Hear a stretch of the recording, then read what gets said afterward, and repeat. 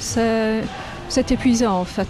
Après nombreux exercices, pour pouvoir récupérer à chaque exercice. Vous vous sentez mieux après l'exercice? Après l'exercice, non, c'est pas tout à fait après l'exercice, c'est longtemps après quoi. Après plusieurs séances, déjà je vois une différence au niveau de ma tenue, au niveau de l'équilibre. Je me tiens mieux sur mes jambes, donc ça apporte plus. Le fait de s'entraîner régulièrement, il y a une amélioration. Comment vous sentez-vous? Oh, très bien, franchement. Je trouve vraiment bien. Ouais. Le lendemain, quoi, on sent vraiment qu'on a bien travaillé au niveau de la résistance et de la condition et on est moins fatigué. Il faut être persévérant et être motivé. Quoi.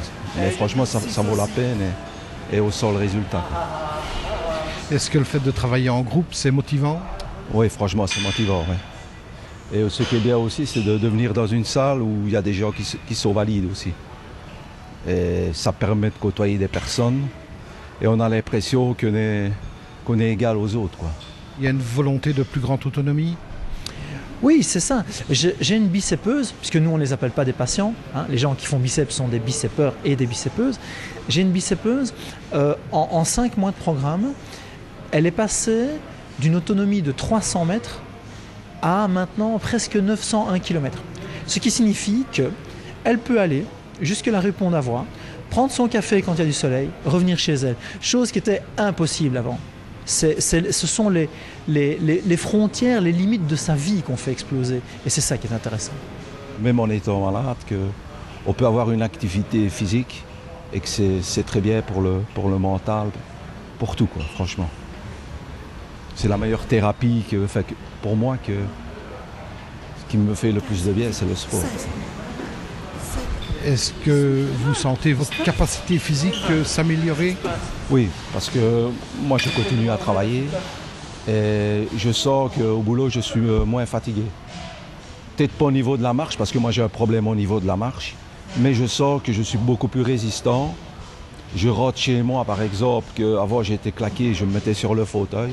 Maintenant je n'ai plus besoin de ça, quoi. Je donne même un coup de main à la maison à mon épouse. Donc je suis beaucoup moins fatigué qu'avant. Et franchement, quand on voit qu'on progresse, ça motive à aller plus loin, quoi. Et essayer même de récupérer millimètre par millimètre, mais ça vaut la peine, quoi. Il faut vraiment être motivé et je le suis vraiment, quoi. Et vous venez combien de fois par semaine? Actuellement, 3 fois par semaine. Donc une fois avec le coach sportif, chaque semaine, et 2 autres fois par nous-mêmes, au total, en moyenne 3 fois 2 heures semaine. Quel est l'apport du coach? L'apport du coach nous explique tous les mouvements qu'on doit faire, il nous motive, c'est très important aussi, il nous suit. Donc il voit l'évolution, oui, il nous apporte énormément. C'est indispensable d'avoir un coach pour pouvoir continuer, c'est primordial. Moi je suis un patient aussi, hein. Donc j'ai souhaité gérer ma revalidation comme un sportif. Et donc, j'ai communiqué à mon médecin toutes mes performances au quotidien. Tous les mois, je faisais un tableau sous PowerPoint avec mes évolutions. J'ai été sur la piste d'athlétisme à Serein. J'ai été prendre mes temps avec 2 béquilles, avec 1 béquille. Et puis maintenant, sans béquilles. Les médecins qui nous accompagnent ont envie de transmettre cette façon de faire les choses à des personnes qui ont maintenant des graves soucis de mobilité aussi. Maintenant, je vais dire, je dois aller quelque part, je n'ai plus peur de sortir tout seul, de prendre la voiture.